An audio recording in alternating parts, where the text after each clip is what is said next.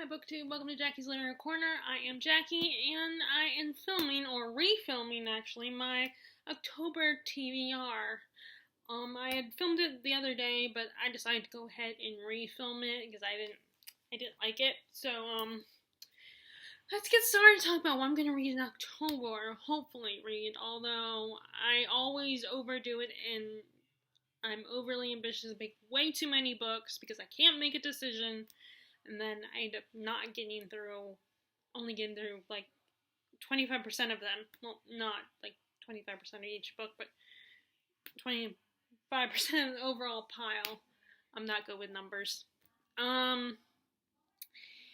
So first of all, this month is Booktober, and I want to continue participating in that because it's the only readathon I'm able to stick to. And I also wanted to do, but not just that, but I also wanted to do a Dracula readathon where I am reading all my books that have to do with Dracula. And that was actually inspired by Darlene Desi. So, last autumn, she filmed a vlog where she had bought the book Dracula by Stoker, and she had talked about it a lot and was reading it in that vlog, obviously. And I decided, because, from what she said, that I wanted to buy it. So I got it off Thrift Books, which I have to take it off my Amazon wish list now because I have it. And, I realized that I have quite a few Dracula-related books. Not a lot, but, 4, I think. 3, I think it's 4. I have them down there. One of them is a more, looks like a more, not like today modern, but as in 1959 it was set in, and then one of them is I think it's supposed to be historical. That one might also be modern, but have multiple timelines. And then Dracula, and then the original book. I rebought that. Although today I went to the roast office because I've been in the house for the past 2 days, so I decided to get out for a little bit. And apparently there were 2 copies of Dracula novels there. The Barnes & Noble Classics edition, and then another copy of it, which I think was mass market. I didn't actually look at it. The Barnes & Noble Classics one, they're easy to recognize because they're all different colors. And I was thinking, why would you get rid of Dracula? But then, although I can understand why not everybody loved Dracula, and even I didn't love it the first time. But it is perfect time for it. They should also do like a horror, instead of not just a mystery sale, but also they should do a horror novel sale, like horror books. But I guess they don't have enough of those to do a sale on them at the roast office. So anyway, long story short, I'm going to try to do a Dracula readathon, but then, another booktuber, Jennifer Brooks, was talking about, I think it was Jennifer Brooks, was talking about her, dark academia books that she wanted to read, and one of the Dracula books I have, actually, she categorizes that as dark academia, and I thought, I also was inspired to do that. Now, I could always wait until November to do that, but November is also nonfiction. Well, although it might be smart to do that because nonfiction, I'm still just slowly getting more and more into nonfiction books. So it might help to read 1 or 2 nonfictions and then read some dark academia. Maybe I should do that instead. I'll still show them all my TBR's potential reads. Like, maybe I'll start it this month, but focus more into it, make it a November thing. But, so I thought about doing that this month as well. I should say October, because as I'm filming this, it's still September. I thought about doing that as well for October. So I'm going to show you some of those books. But as the thumbnail, I tried to show books in my thumbnail from each category. And although I guess it doesn't matter because my thumbnails I never can figure out the whole thumbnail thing anyway, so it doesn't really matter. But anyway, so let's get started. Show you what books I'm thinking about reading. So first off, I'm going to show you. Well, there's actually one book that doesn't fit in any of the categories, unless it's considered dark academia, that I want to read in October, and that is Phantom of the Opera, which most people probably know what this is about because you've seen the stage show or you've seen the movie version of the stage show. But in case you don't know, there is an opera house that is supposedly haunted by an opera ghost, but it turns out it's an actual living human being who has a deformity, and he's protected by the ballet instructor at the school at the opera. He lives in the bowels of the opera, and he has found a way to teach the ingenue of the opera house, Christine Daae, who's the daughter of a famous violinist, teach her how to sing, so she can be a star instead of the actual prima donna of the opera house, Madame Carlotta, who is really annoying character, at least in the stage show. So I remember I had tried this once before, but then at the time I didn't get into it. So I'm decided to, after watching Emmy's video where she talked about this book and how much she loves it, I'm going to give it another shot. And I actually do think they did read this for the Dark Academia Book Club. She has that with, it's her, Mary Among Stories, and Carolyn Marie Reads, I think, is in the book club. I don't know who else is in the Dark Academia Book Club, but I love it.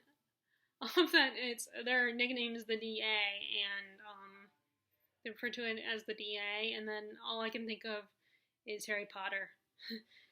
But yeah, I think they did read it for that. But so maybe they consider it a Dark Academia book. But either way, I'm gonna read it, and I still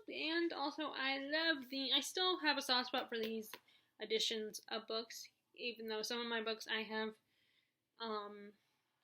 like my Jane Eyre one, I switched it out because I found a copy I like better. But anyway, so I'm gonna read this, and it's also paperback. So I definitely like paperback better. Although there have been times I have been tempted for a second, Okay, so there's that one. Oh, and also I'm thinking about, this is not Dark Academia, again, another book that I feel like doesn't really fit any of the categories, except for that it's spooky, is Ghost Stories of Edith Wharton. I have started to become a fan of hers, and I'm still working my way through her library of books that she has written, and I've read Age of Innocence, I've read Summer, which I saw at the roast office. It was still there, and I thought about buying it. And I've read some of her other short stories, like Ethan Frome. So I'm slowly kind of making my way through her works. And I remember seeing this at the roast office last year, I think it was, or maybe the year before. And it's, it's ghost story, so I figured it'll be perfect. It's perfect for the spooky season. So it's not, and she's an American author, so she's not Victorian literature, but I thought it would be great to read this time.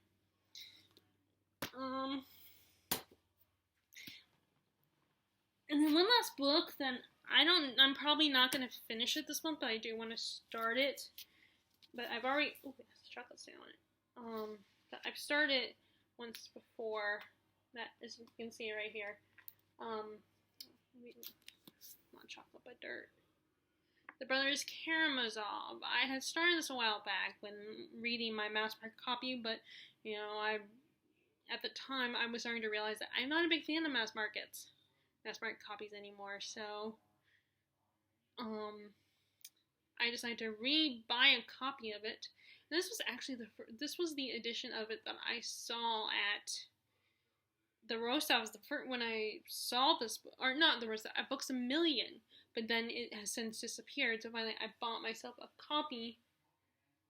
And apparently this was one of the ones where you better buy it before it disappears, kind of situation, because there are a lot of books, especially like books with special.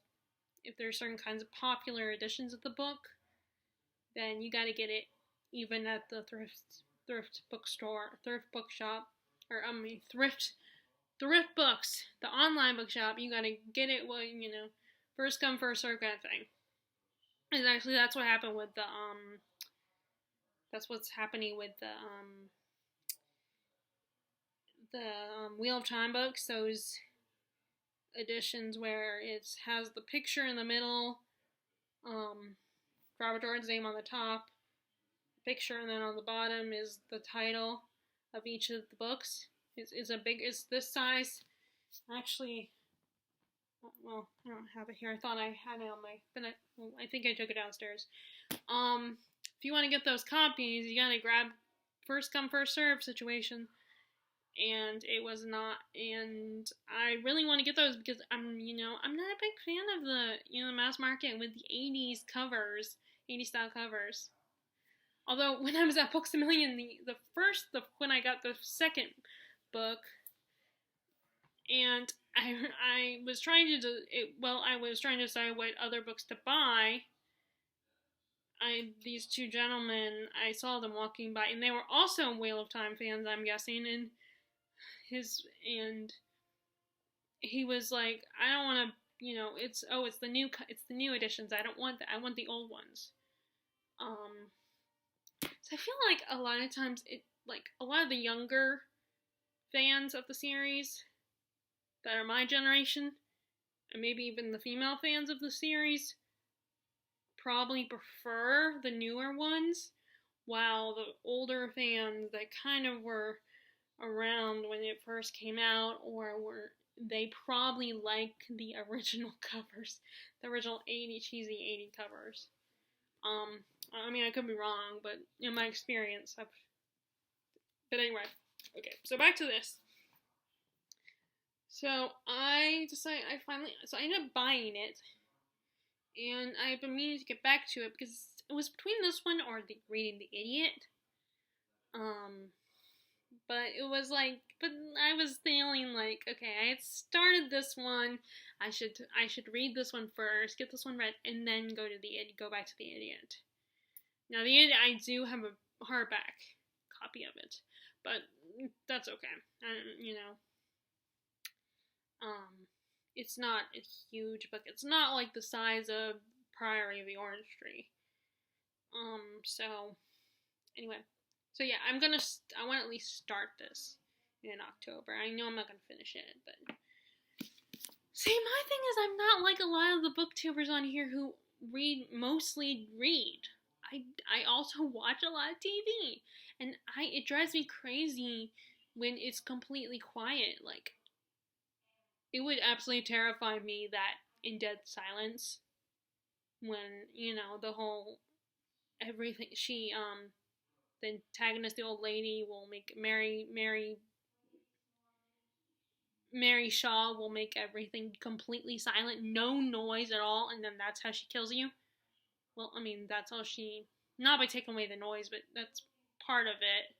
But then she, appears to you, makes you scream, and then rips out your tongue. But, that would absolutely terrify me, because I hate when it's completely silent. That's why I sometimes prefer reading at the bookstore over the library, because the library, you're supposed to be quiet. Although the good news about this library, my library is, it's small, so there's not always a lot of people in there. So yeah, you still gotta be quiet, but people will still talk. Like the librarian, whoever the librarian is at the time, will still be talking to the people who come in. But anyway, so winner of the Pen Book of the Month Club translation prize. Ooh, so sorry. Okay, so I'm gonna attempt to read this one. Okay, so let's talk now the actual books that are kind of have to do with the actual themes. Okay, so first let me show you the Dracula ones, because the Victober ones, there of course are challenges. So I'm trying to look at how each of these books will relate to the challenges. So first I'm going to talk about the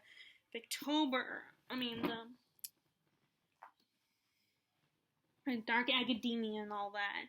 Okay, so first, Dark Academia, I have 2 books that are only that. And they are A Discovery of Witches, which has been compared, is like the college version of Twilight. Which actually, funnily enough, so I was watching, you know how there's hundreds of videos that are reviews and talking about Twilight, analyzing, especially with the Midnight Sun came out. And last night I watched a video talking about, I didn't finish it because it's a long video, where he talks about Midnight Sun and reviews it, and basically points out how it was really bad and unnecessary. I mean, the thing is, like, unnecessary sequels and prequels aren't always bad. Sometimes they're actually pretty good. Even if they were, unnecessary and didn't necessarily add a whole lot to the original story, sometimes they actually could be good. Sometimes they can add at least a little bit, or maybe even add a lot. So he was reviewing Twilight Midnight, so I was watching that review, and I was, of course, going through the comments like I always do, because sometimes I find them interesting, seeing people agree with me, because I talk out my thoughts. I don't leave comments all the time, but I will speak my thoughts out loud, especially, and there was actually a comment about how Twilight almost could have been better if it had been in a college. I mean, although I don't know, that's, that maybe some people might find that stretching it, that's that. But anyway, and this does take place in a college. And it follows this kind of a similar formula to Twilight, where this human girl falls in love with a sexy, broody vampire who's a little cranky. And, I did originally borrow this from the library, not this copy, this is my copy that I bought. But I originally got it from the library, but, it's kind of long, and I didn't want to keep rechecking it out, so I finally bought myself a copy, because I was interested enough. I was intrigued enough. And I think I like this better than Twilight. I mean, granted, it's been a while since I've read Twilight, and I'm not planning on rereading it. I got rid of my copies of it, and I got rid of my copies of the movies. I might have given those to my cousin, but who got into Twilight, which makes me so proud that not necessarily that she got into Twilight, but that she's reading a lot more. Although we still don't, that's really the only thing that we really we can potentially bond over, because now that she's a teenage, a young adult, it's like, we don't really connect like when she was little. But, so, I mean, really the only thing we connect on is we both like to read. But anyway, I do love my cousin. It's just we don't have that strong, we don't have a strong bond. But anyway, so, I keep getting off topic. But anyway, so, this is a story, the difference between this and Twilight is our main character, Diana Bishop, is a witch, and she is doing, she studies history. So, I think she's a little bit smarter than Bella, as far as academics-wise. And she kind of has more of an identity than Bella, I think. But Matthew Claremont the Vampire does have similarities to Edward, but hopefully he's not as creepy as Edward. Edward was a stalker, such a stalker. I mean, he was watching Bella in her sleep before they even started dating, and that I mean, there was a scene, I don't know. I don't remember if in the book, but the way Kristen Stewart had Bella respond, she was a little bit uncomfortable, but then that's it. She was like, do you do that a lot? And then, like, so it seemed like she was uncomfortable, but then I don't think she brought it up again. You know, she just said, do you do that? Oh, you do that a lot? But it might have been coming from a place of more embarrassed and be like, oh, I must look really, I wonder if I drool or something in my sleep, or if I, in my dream, if I talk or in my dreams or something. But anyway, so I really like it, and I like all the historical aspects of it, like the mythology and all that. I think that was really cool. So I kind of like this better than Twilight, but it's been a long time since I've read Twilight. So I want to get back into it. I want to get back into it this month as well. And then the other one is Ninth House by Leigh Bardugo. Most people probably are familiar with this. This is Leigh Bardugo's foray into adult novels, which I think it had very mixed opinions, very polarizing opinions, this book. It's our main character, Alex Stern. She, I think she has a gift. She has like a psychic power or something. I cannot remember what it was, because I have, heard a lot about this book, so I know at least a little bit about it. And she ends up getting a full ride and scholarship to Yale, which and ends up getting part of the secret societies in Yale that are, I want to say that they kind of control magic or whatever, like, and then there's a timeline with her getting there and learning about the world and learning about the secret societies, and then there's another timeline where her potential love interest in Darlington had been kidnapped or disappeared or whatever. And I do believe it's going to be a series. I don't know if it's going to be a series or a trilogy, but I want to say it's going to be a trilogy, but I don't know yet. I mean, Leigh Bardugo has not, I don't know if she's written the sequel or not, but I do want to start reading this month, and maybe by this, the sequel will be, she'll mention the sequel. But anyway, like I said, I've heard mixed opinions. I like, though, it's an academic setting, and it's about secret societies as well. I think that the whole concept of secret societies is really interesting, whether it's in a school or in the adult world outside of school. The idea, like the Freemasons and all that, is so fascinating to me. So I like how it's a secret society and it's at Yale.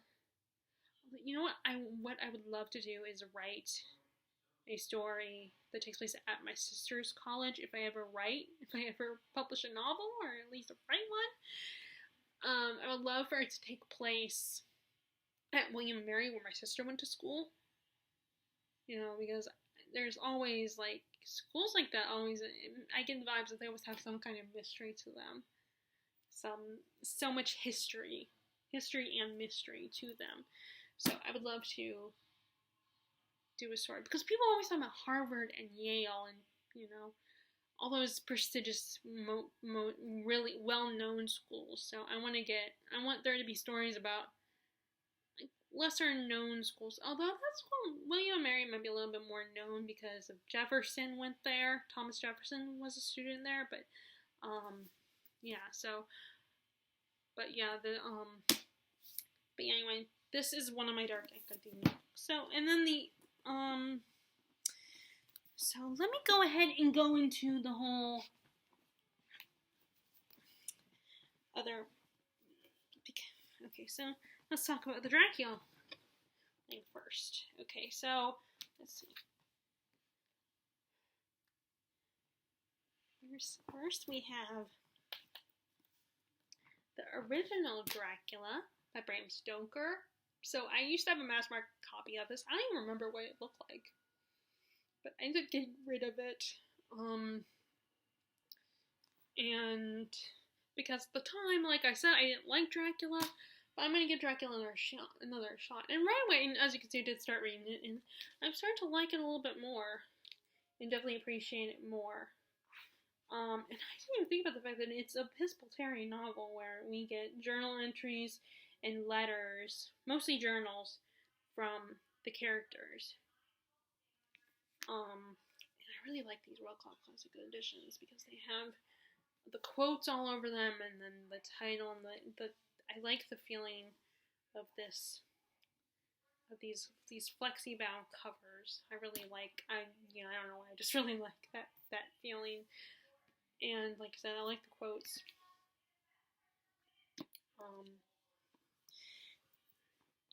In my other Dracula books I have here are The Historian. This is the other one that's kind of considered dark. Jennifer Brooks considers this a dark academia book, where it's the idea of this woman. It's two timelines, and this young woman's father had disappeared, but he revealed to his daughter of a secret of the possibility of Dracula being alive, and when he finds out about them, and he disappears because of it, and not because he told his daughter, but he disappeared because he knew about the possibility of Dracula being alive, and so he tells her, and she picks up where he left off. So that was a bad description. And actually I wish, because at the Roast of It I saw some of the author's other novels, but I didn't see this one, and I wish they had that one so I could buy the paperback copy of it. But, I'll go ahead and continue reading this copy. I'm not a big fan of, like I said, I've kind of deviated away from hardbacks. Dang it. I always like to check and see if there's anything under the dust ring, but nope, there isn't, just plain. So there is that one. And then there's this one. And this one I got in the dollar store, which, yeah, that's a little risky there, getting books from the dollar store. But it's set in 1959, and we have this reporter, Kate Reed, who she visits this guy named Charles Beauregard and his companion, a vampire named Genevieve, and I guess it's going to be revealed to her that there's a killer on the loose, killing all these elder vampires in the city, and and Dracula is getting married to this Moldovan princess, so he once again be the Lord of the Undead. So I don't know, and it looks like, it's interesting because it looks like a movie cover. So I don't know if it's supposed to be, I'm pretty sure it was a book, but they're making it like it's a movie, which I don't know, but the tie into that is maybe they're filming a movie, at the same time, in Rome. I don't know. I don't understand this unless maybe it was a movie, but it says, maybe it was one of these things where it was a movie, but it didn't work as a movie, so it got turned into a book instead, or maybe it was a movie, and then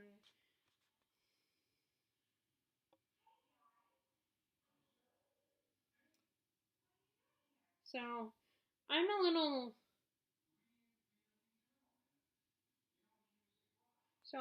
confused by the cover itself, but anyway, although, see, it says starring, and it says character names, it doesn't say, actor names, so maybe, I don't know, there's the reason's a movie cover, there's probably a reason. Sorry, that just really confuses me. And then here's the book that Darling Desi talked about. She had the hardcover one. I decided to get the paperback one because, like I said, I'm leaning towards regular size paperbacks.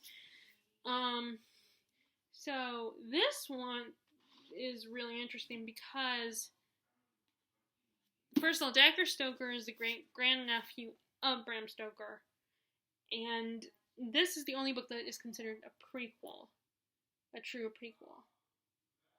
Which I think he was the author of Dracula the Undead, which I had that book originally. So, although people didn't love it as much, people didn't love that one. I feel like there were still some reviews that were like gave it like less than 3 stars. I think I have to look that up again.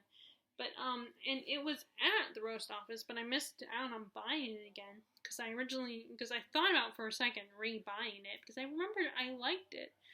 And actually that one was more of a sequel. That one was an actual sequel, like what happened after the events of Dracula, and I think Dracula finds a way to return. Or no, actually it might have been someone else, a female version Dracula shows up. And it's about Nina and Jonathan's son is in the story. It's his story. But anyway, so what's really interesting about this is that this is about the creation of Dracula, but it's interesting because it turns out, and I only know this because Darlene Desi, she talked about in her video, that Bram Stoker actually believed in vampires. And his book was actually about a warning for the public.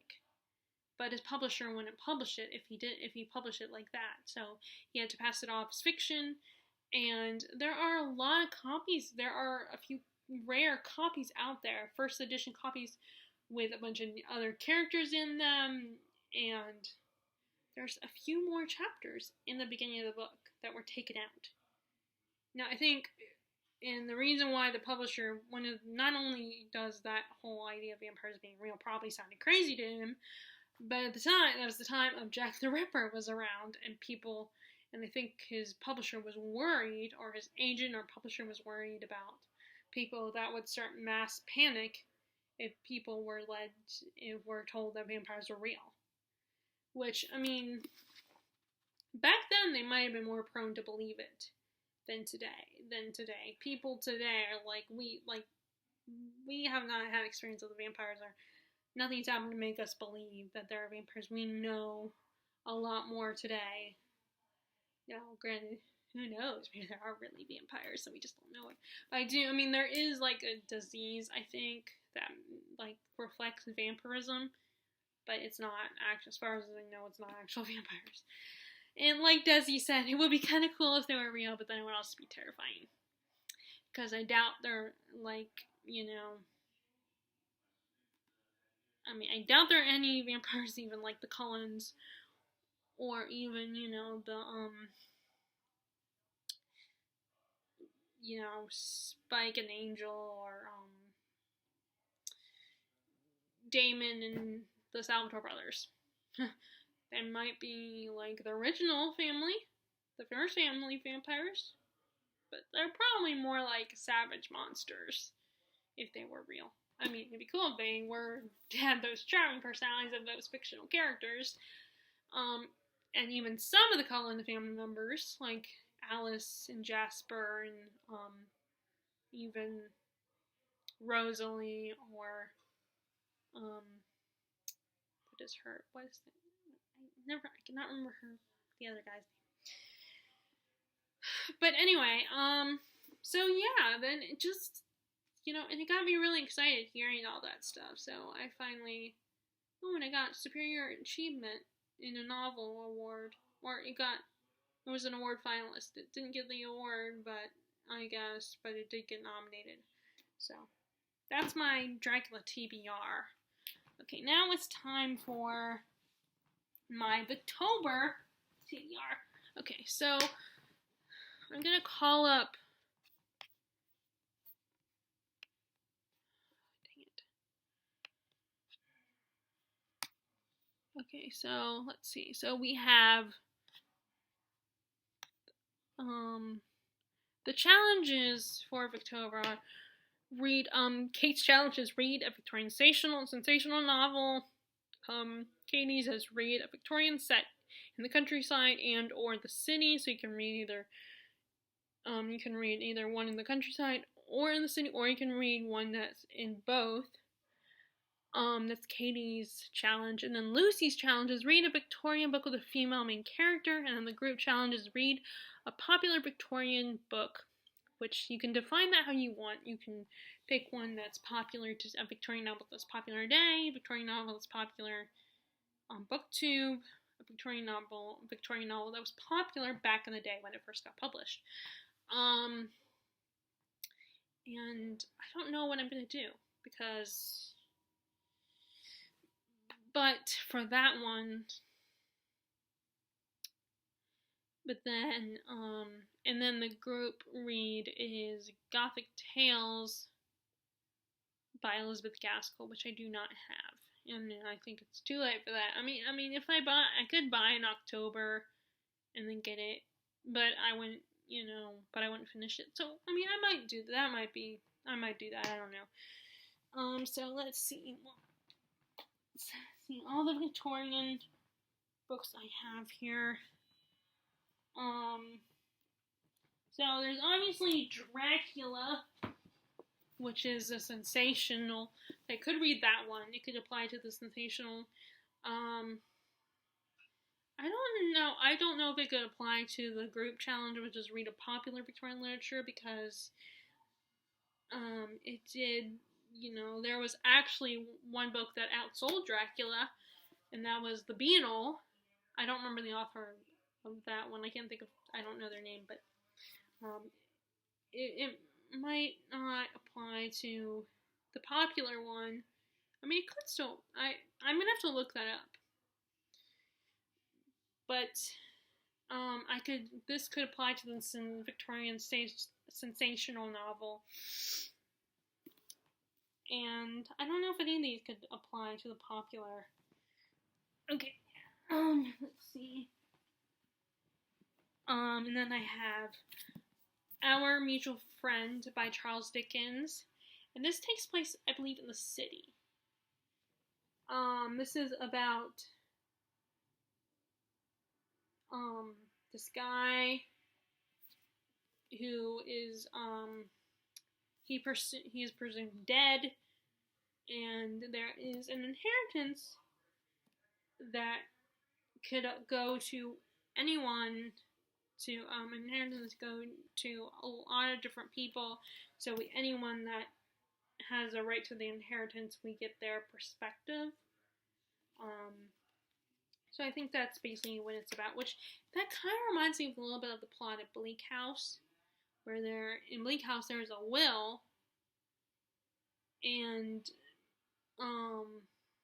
the case of this will has been going on for years, and people have got to find, and there's a lot of people involved, and that could be affected by that will, and I feel like it's a similar situation where, like, the death of someone can potentially affect a lot of people. Like, so I've been wanting to pick up this one. And I think I kind of prefer his longer works. Dickens' longer works. So, I want to at least start this one. So this one will apply to Katie's challenge. I know that for sure.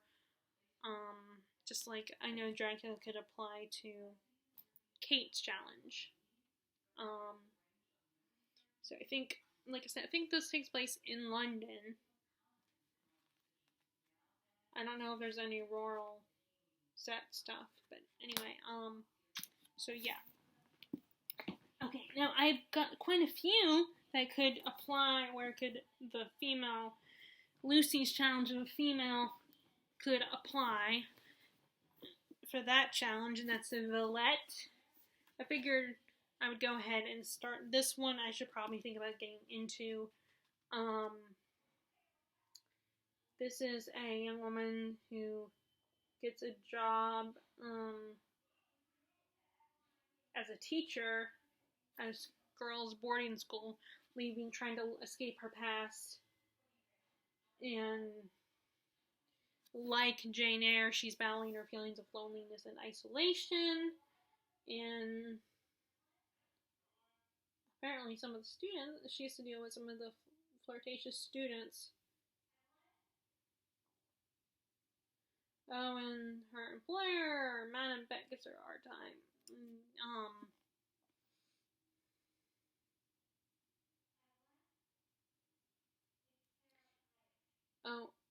She is jealous of her relationship with this professor at the school. Okay, so there is a romance in Villette.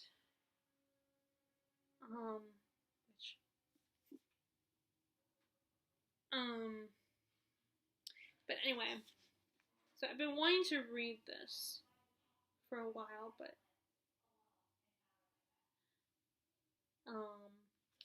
and I finally got a copy of it, a regular size copy of it, so I figured this is one I probably definitely need to consider picking up this month.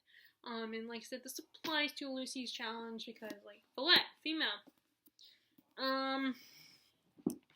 Now, this next one is one that, actually, this one does not apply to the,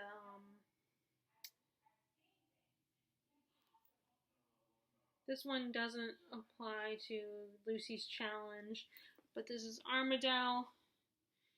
And I believe this is, well, first of all, I've been wanting to read a Wilkie Collins books, but my other two Wilkie Collins books are mass markets, and I'm going to eventually change those out and buy paperbacks. I just don't know when.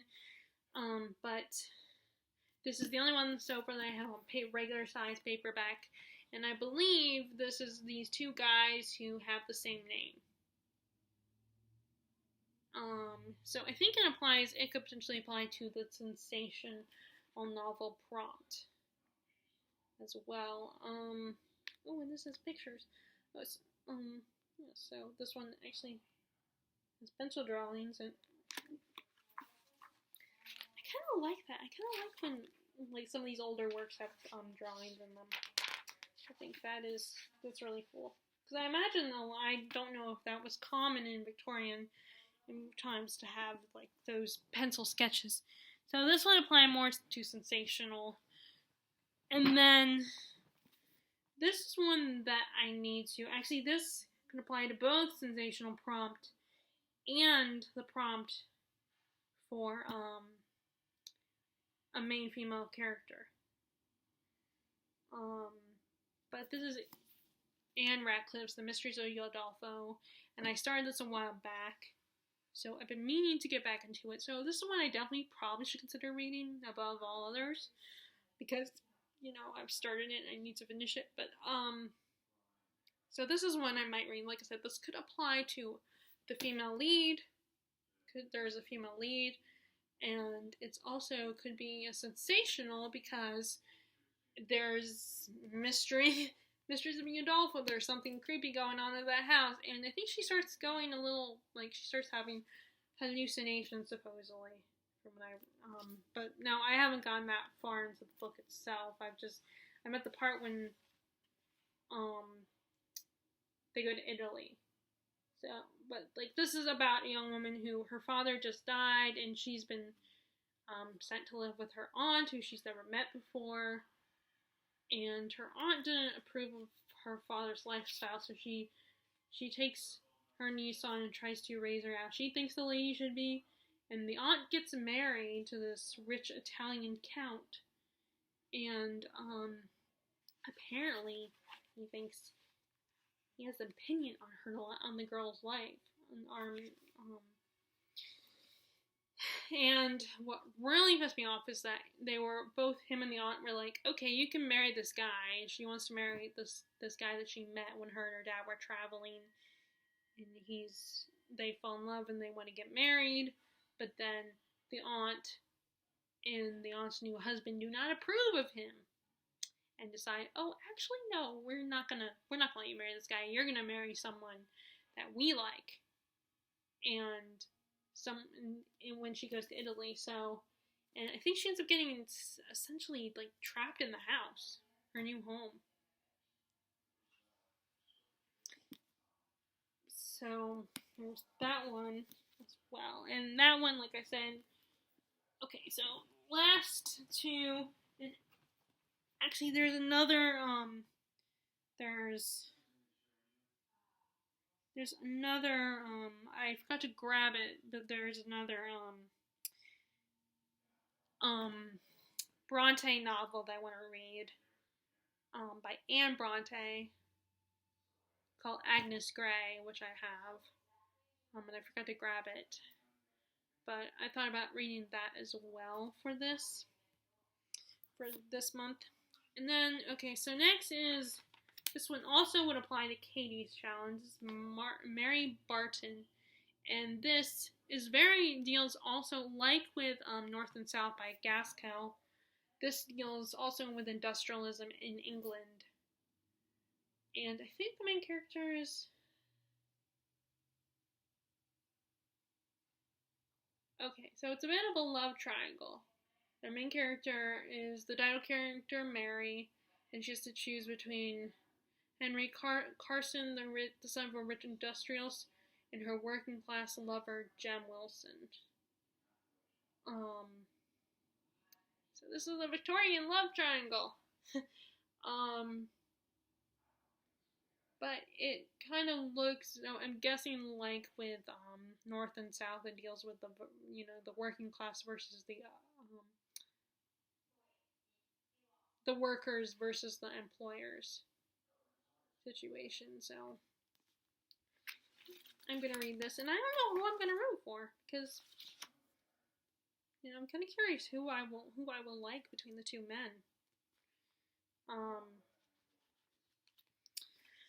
But yeah, and then last but not least, and I don't know what this one will apply to, but the collected works of Oscar Wilde. I really liked reading Oscar Wilde. I've read some of his plays because that was one of the prompts a year or two ago. And I've been meaning to read some from that collection of plays again. But this is a find-up of almost all of his work, I think. Which I'm kind of curious, because I have books that have titles like this, the collected works. But then I also have the selected works as well. Like so I don't know if that's everything of that author's work or not. But anyway, and I don't know what this would apply to. I don't know what challenge this could potentially apply to, because this is a bunch of different works by the author. So I think it's cool. I just figured I wanted to start reading it. But anyway, so those are some of the novels I'm thinking about. As you can see, with Victober, I'm still a little unsure. Like I said, there's a couple more. I think there's two more that I forgot to grab that I'm considering. Like I said, Agnes Grey is one of them. I don't remember. I want to say there's another one, but I do not remember it.